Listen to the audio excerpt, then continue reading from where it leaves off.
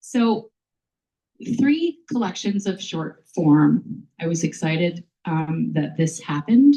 We curated with difficulty this year because we had so many authors, but we ended up with these 3 authors, these 3 books, and I'm so excited. I'm going to start with a question for Kate. How You Were Born is both an exploration of aloneness, loneliness, and the complexities of togetherness, those we choose to be with and those we're connected to not by choice. Long-term care and boys were absolute favorite stories for me, and I think it's because there's this heartbreaking helplessness, not only for the father, as you read, or for James, but for Elizabeth, the daughter, and Jimmy, an unwilling guardian in the story Boys, which if you get Kate Cayley's collection, it's just incredible. They're powerless, and I'd love for you to share your thoughts on writing these stories and how in some way in the collection there's this differentiation between aloneness and loneliness. Okay, I'm gonna give it a shot about those 2 stories specifically.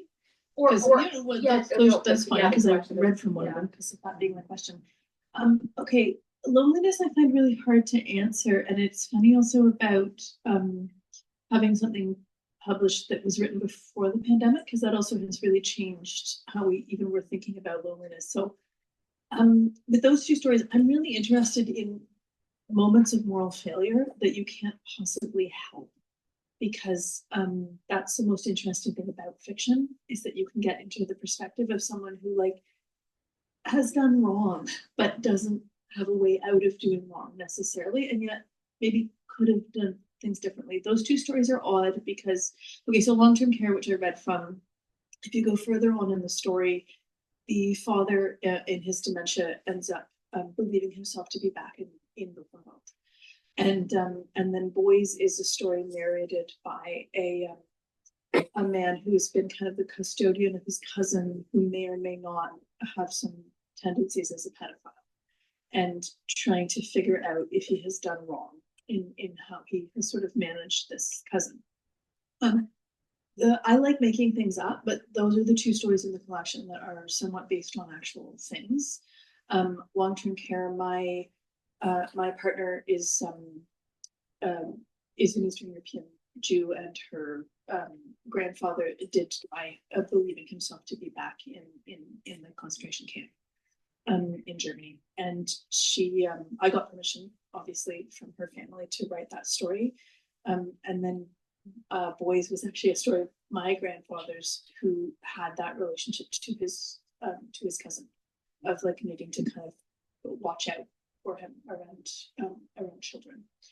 Anyway, sorry, this is really heavy, but I don't know really how to answer the question about loneliness, except that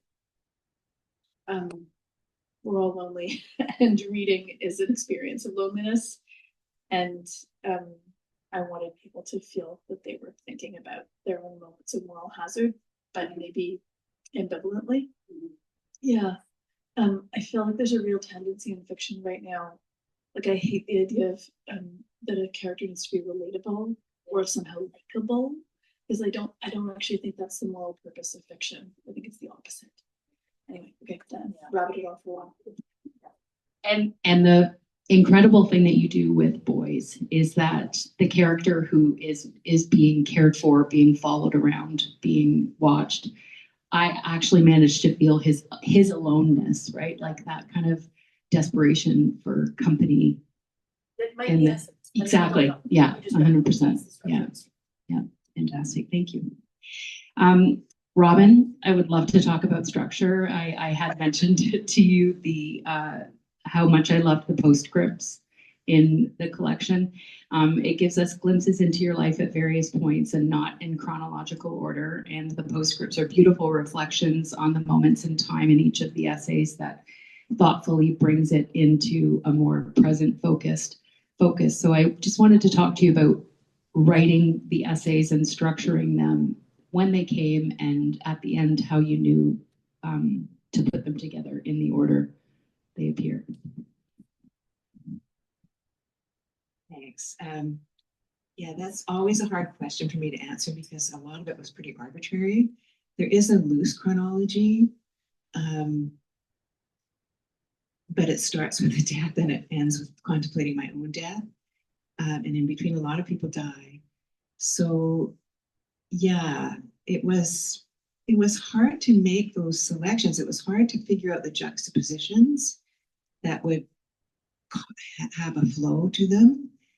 And I knew that there were some things that happened in some essays that happened after things that happened in other essays. And I just had to be intuitive.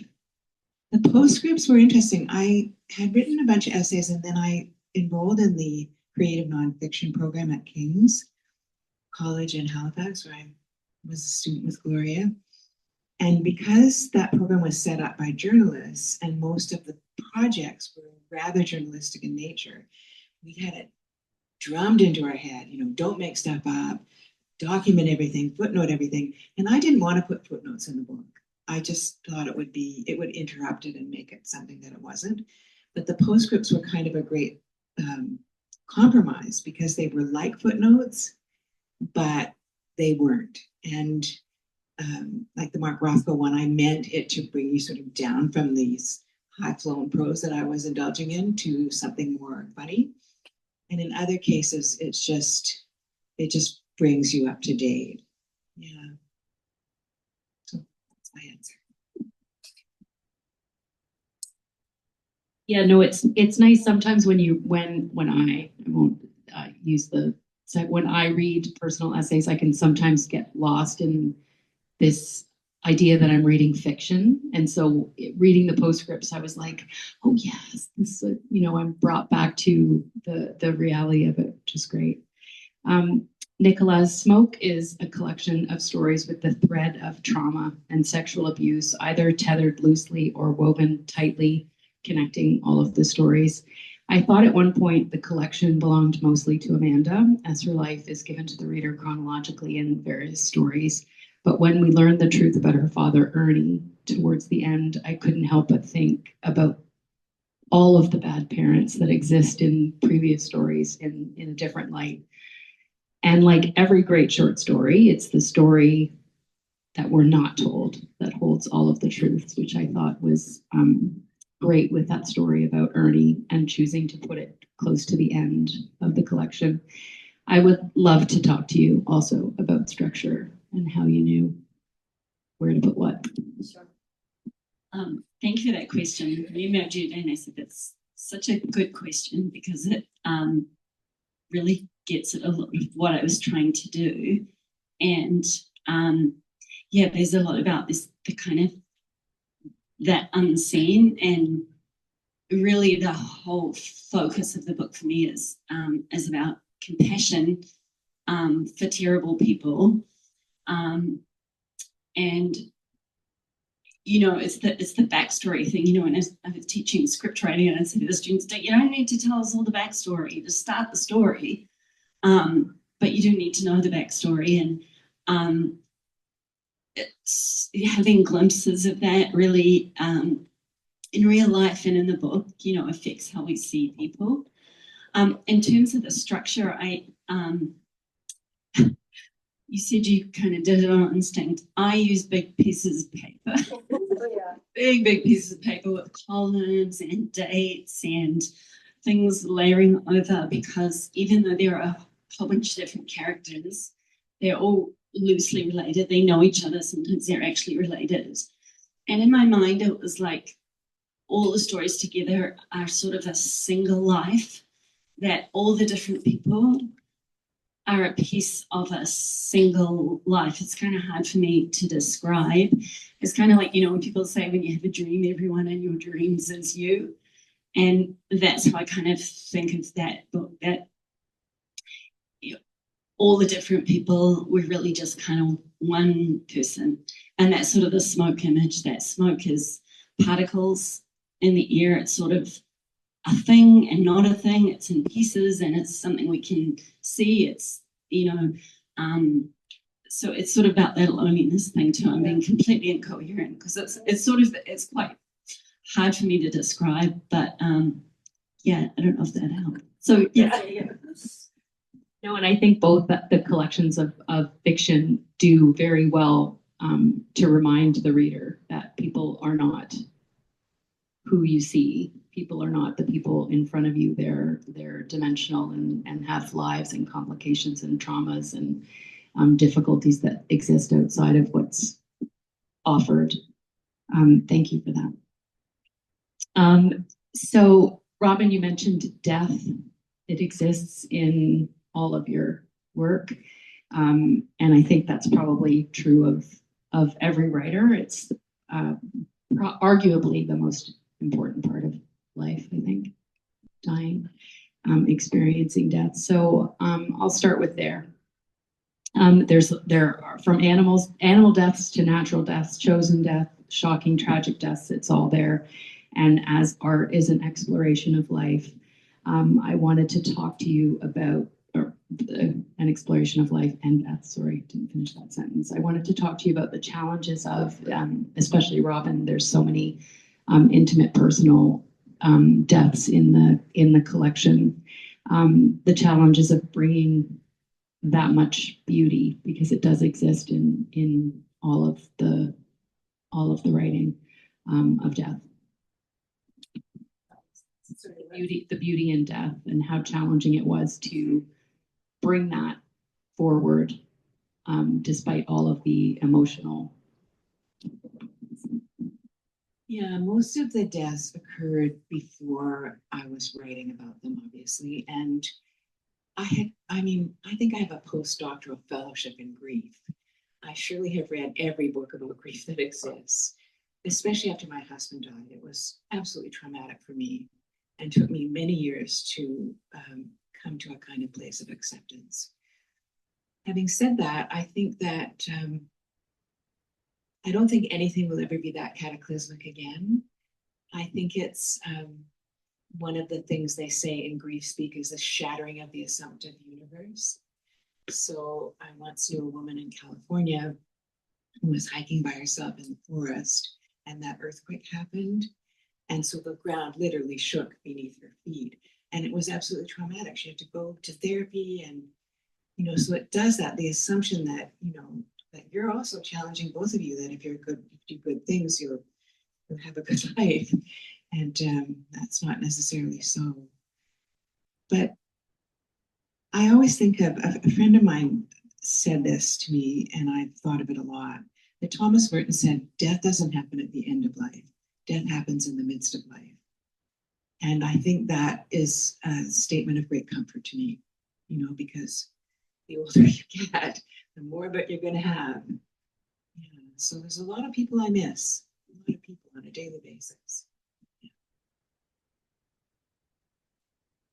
Same question. No, Talking about right.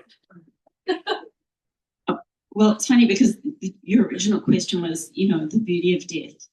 I'm not sure I get there exactly, but I will give a little side note. And there's animal death in one of my stories. Spoiler, because you can skip the story if you don't want to read it. A dog gets shot. And I've had a lot of reaction to that story. Lots of people said, skip that story. I won't read it. I won't read about dogs getting hurt. How could you do that to the dog? People say, how could you do that to the dog? What is wrong with you? It's not a real dog. It's a story dog. But the thing that really interests me is that, yeah, it's a book with a lot of trauma. There's a lot of shit happens to people in that book. That's fine. Don't shoot the dog. Which I'm still trying to kind of understand, actually. And I think it's probably just a bit of a displacement, maybe. I know animals are more innocent, etc., etc. But pretty bad things happen to kids in the book too, and that's fine, apparently. So I don't know. Those are my comments on death. I don't know that I have very much to add. So sorry, I'm trying to refract this. So writing about death, thinking about death. Yeah, just the challenge of writing death. Right. The Oh dear. I find it almost impossible, and I don't I don't know if I ever succeeded, though there are some deaths in these stories, and the one I've read from, centers around how we are to be brought to our deaths. I feel like I need to give like a really long, complicated answer, also to do with like how literature seems to be related to religion to me, in the sense, in a like broadly understood thinking about religion as something that like believes that the world is the site of revelation rather than material reality, which is as religious as I get, but it does feel important that somehow that fiction is also like thinking about people and their otherness that is real. But I don't know if that gets you to successfully writing about death. And I certainly I've been thinking a lot lately because I'm working on something right now that has a death in it, like this novel that's going to be published. The death is central. We're promised it at the beginning and it happens at the end. And I have been thinking a lot. It's funny about you saying that about the dog, because I'm really shocked by people being more shocked by something bad happening to animals than to people in fiction.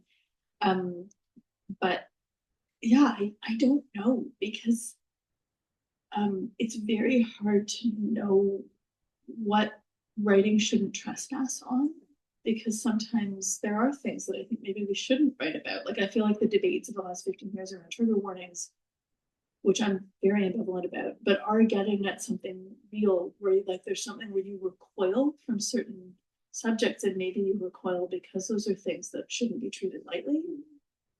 Which is not to say I'm pro trigger warnings. I find them really weird, but sorry, I'm not answering this question very well. I love the questions. This is my attempt. I think the difficulty is in asking a thematic question when each of the books does something different. But in the first book, I think the moms are more conscious of the experience of death from the kids' perspective, and as they're going to the mother's house of the biological dad of the kids. Yeah, that the moms, it's okay.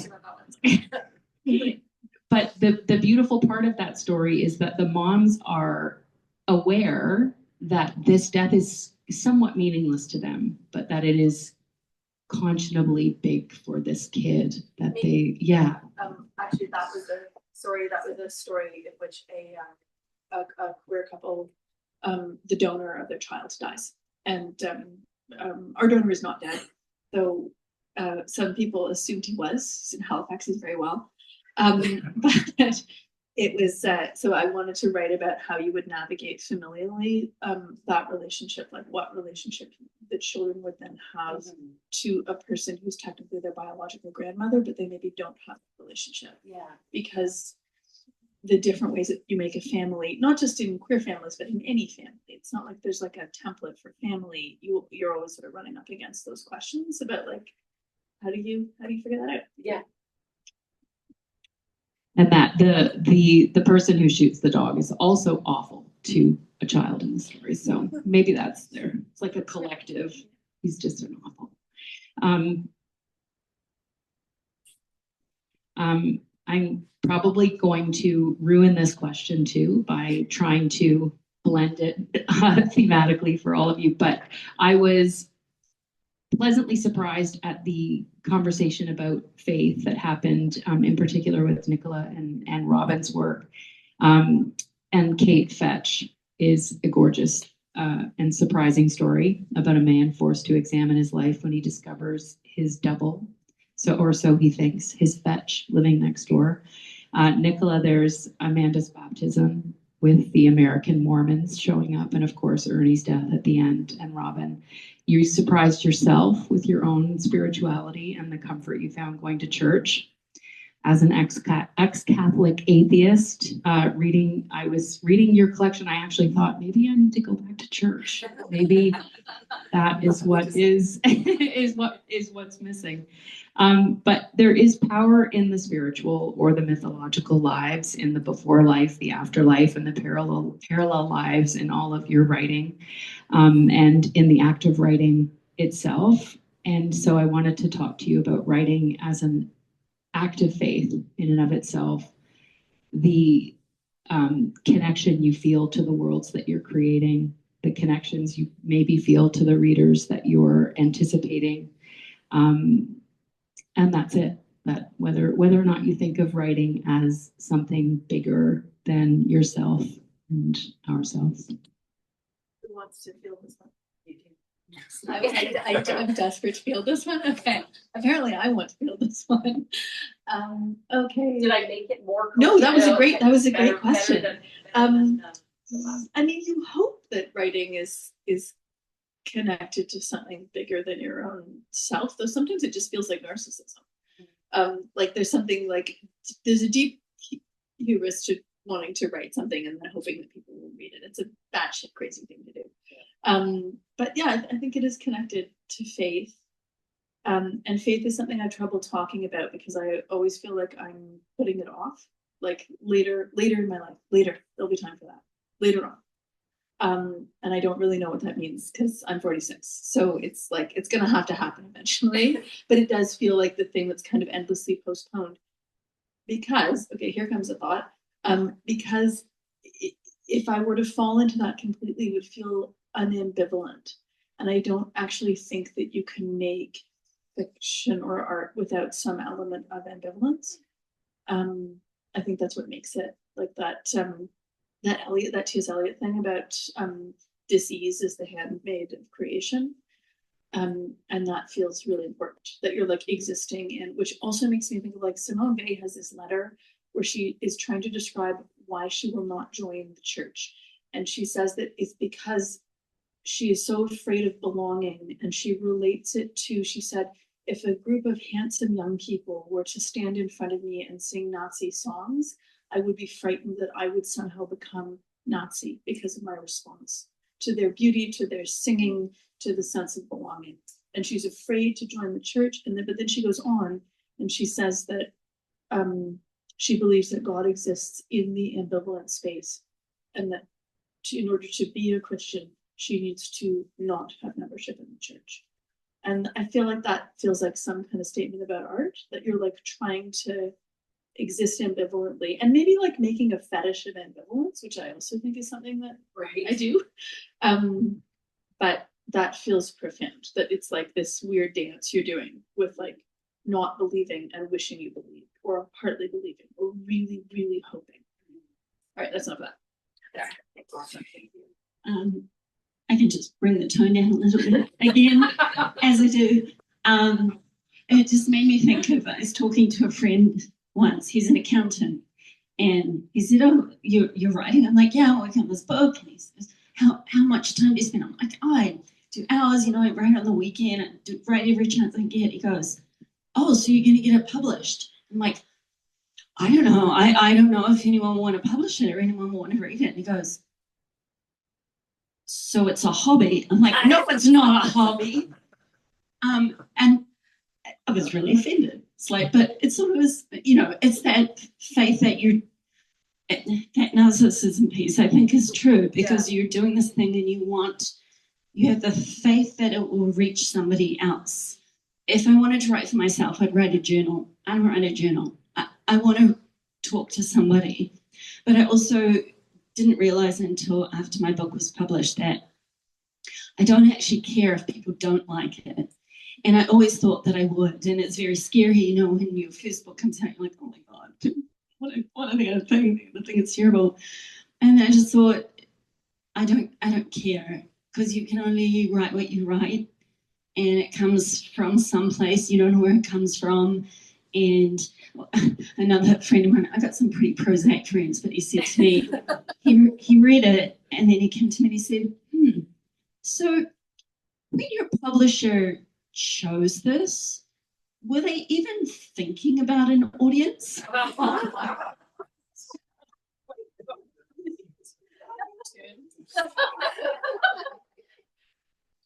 Gosh, I don't know what to add, really. Yeah, it's interesting. I certainly think that writing and making art are profound acts of faith. And I think that they have something to do with our own fantasies of our own immortality. I've discovered that these are utter fantasies because I've made a lot of visual art in my life over a 30-year career. And some of it is in storage. Some of it exists only on my website.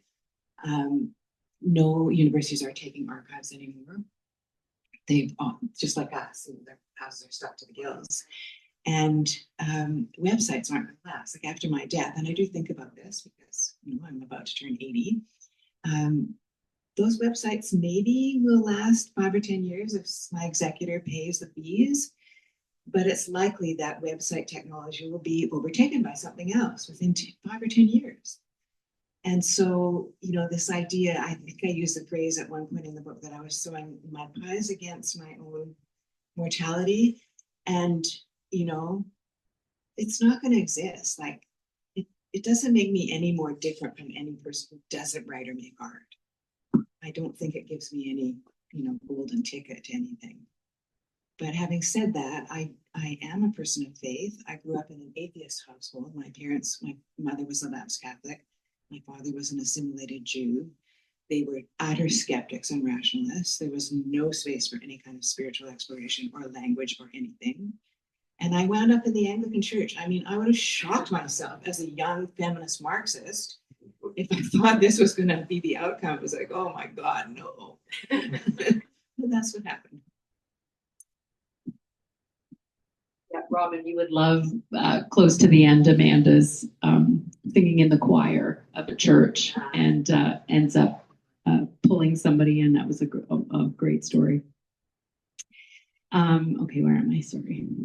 I have to now think of I'm not asking the questions very well, so I need to like. Kate, in song and dance, the narrator is learning how to breathe, how to act, and knows the teacher wants her to offer something independent of her mind.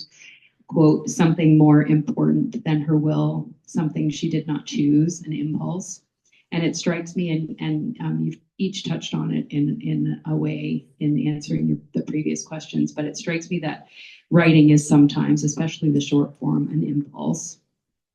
And a creation of improvisation in a lot of ways, but also maybe not. Maybe a spark of an idea is something that you structure solidly and sit down and think about before you put pen to paper. But I wanted to talk about that, the impulse and perhaps improvisation of writing.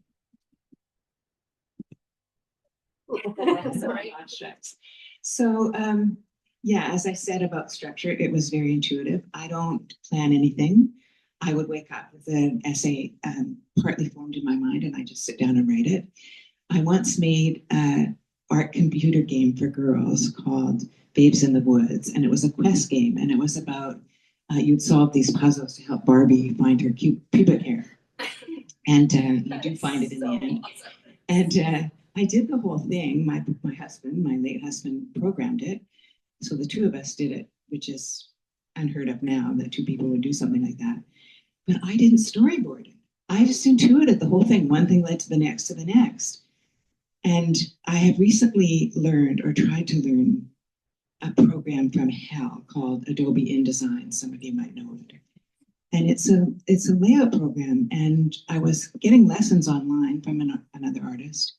And things screwed up. And she said, you have to plan. You have to plan your steps for each page that you're designing.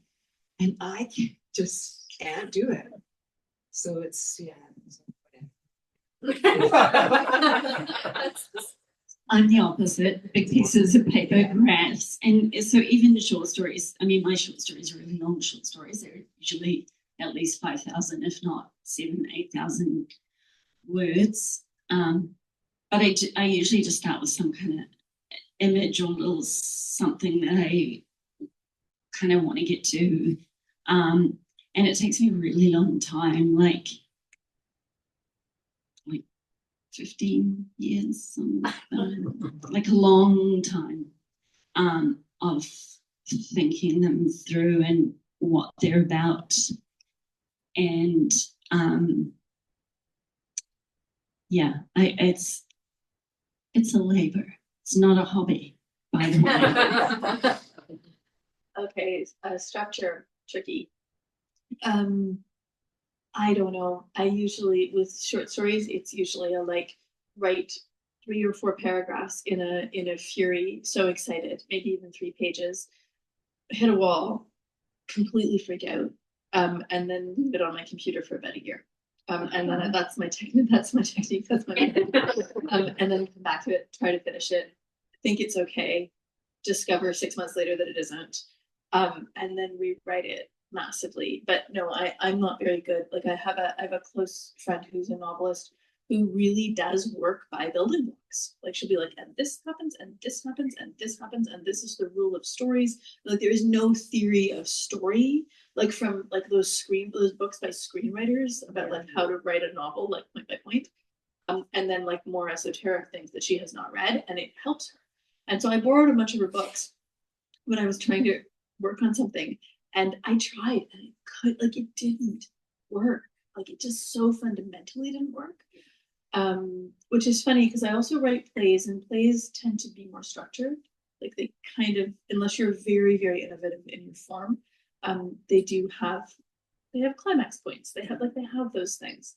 And then even that start to feel impossible. And I haven't written a play like that in 10 years. I probably never will again. Yeah. So I'm not very good at structure. Right. But I love it. I love it when other people are good at it, and I admire it. When you feel like, oh, you've really, but for me, that's a process of like 20 drafts of being like, you have to kind of splatter. And that story you quoted is set in an acting class, and kind of is about whatever. That's like my Me Too story, except it's not really Me Too. Yeah. Like in the way that there were some like techniques in like the method tradition that when all the Me Too stuff happened, the Meisner influence stuff, where I looked back on it and thought, oh, that was not okay. But yeah, structure, I envy it in other people. I'm not good at it. I think there's like human instinct, right? Like the what's his name? Joseph Campbell. Like his idea that the hero's journey is instinctively inside of us, and that we look for it and want it, and so maybe it is just inside of you, and you just know when it's not working. Yeah, except like, do feel like, and maybe this is also with me, that anytime I've ever taught writing, you realize that that's not quite like you do need to be thinking about technique as well, and structure. Like the idea that you just splatter it onto the page and that's your truth. That's fine, but that is journaling. Yeah. So yeah. And I spatter it on the page and I think it's perfect. I do too. And then I go back and I was like, oh my God. Even reading today, I should have edited that more. No, I was going to ask the number of short stories that exist in our computers that you go back to and read maybe just a paragraph and go, oh shit, that's not going anywhere. Yeah. But anyway, thank you so much. Does anyone have any questions? I have a question to pose to each of them as readers. If you're going to buy a book and it hasn't been recommended, you've never heard of it, you're just browsing and you want to buy a book, and it's like, particularly if it's longer form fiction, what makes you choose? How do you know you want it? I remember, I don't tend to do that with novels. I do it very often with poetry, because then you can pick something up and go, okay, this is gonna work. And I find it really hard to pick. I definitely don't do it on the basis of, someone important has blurred it or whatever. But I actually sadly very rarely do that. Like pick up a book complete without any association with it at all. Yeah, I mean the cover. I have a designer friend who literally does. Like she actually buys the books based on their covers, but that's a professional book. I don't know. It's hard. Sometimes just the first line, and sometimes the subject of something that I haven't seen treated on. Yeah. This is a trick question because that's my husband. And we've had a few years where he keeps buying me books. I'm like, thanks, darling. This is your kind of book, not my kind of book. So Chris likes really stylish, poetic, beautiful language. I like a story. So I read the flap. And when I read the flap, I'm like, I mean, it has to be well written as well, but I tend to not like high style writing so much generally. But we were just laughing because he pulled a book off the shelf before, completely plain cover, just blue. He said, I know this is going to be a good book because of the cover. I don't know. I'm like you. I'm not a big fan of poetic prose. I'm more an Anthony Trollope sort of person. I like really well-crafted prosaic English sentences very, very much. So I will open a book and read a few paragraphs, and then that will make me decide. Like I'll read Anthony Trollope over, Gabriel, the guy, 100 Years of Solitude. The magical realism has never appealed to me. I don't read sci-fi. I read a lot of detective fiction. So yeah. And I like stories and characters. And plain prose style. Yeah, plain prose style, and almost always, I'm sorry to say, I tend to read books by women. Thank you so much. Really appreciate you entertaining my questions and sharing this time with us. I'm always grateful for the conversation. Thank you, everyone, for joining us today, especially the people who continue to come and support the series. And thank you to everybody online. There's about a dozen people out in the virtual world. And everyone's going to see that I added this in pencil because I always forget. I have a First 30 conversation with Andrew Bowden. That's our writer series. And on February 9th, Gurjinda Basran is joining me to talk about the wedding online. And we are back here on February 23rd with Marianne Miller, who is there, Alexis Stefanovich Thomas, and Stephanie Siska. Thank you again. Thank you, Jess. Thank you, Kaylee. Thank you, everybody.